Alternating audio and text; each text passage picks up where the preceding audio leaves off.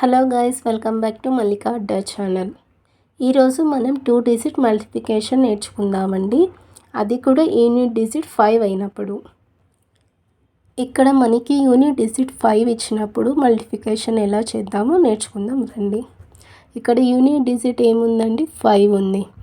అంటే 5 స్క్వేర్ అంటే 5 5s 25.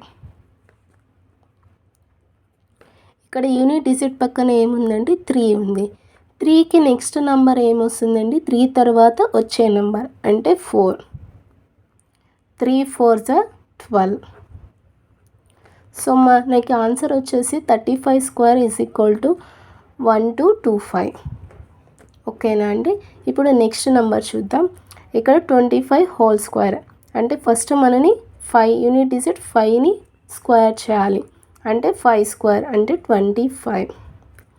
ఇక్కడ ఏముందండి? 2 ఉంది. 2 తర్వాత వచ్చే నెంబర్ ఏంటండి? 3.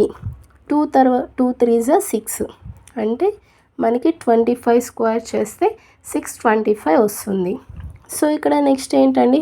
55 హోల్ స్క్వేర్ అంటే మనకి యూనిట్ డిజిట్స్ని స్క్వేర్ చేస్తూ 25. సో 5 యూనిట్ డిజిట్ పక్కన ఏముందండి? 5 ఉంది. అంటే 5 తర్వాత వచ్చే నెంబర్ ఏంటండి? 6. సో 5 6 30. సో 30 25. సో అలాగే నాకు కూడా కామెంట్ చేయండి, 15 స్క్వేర్ ఎంత?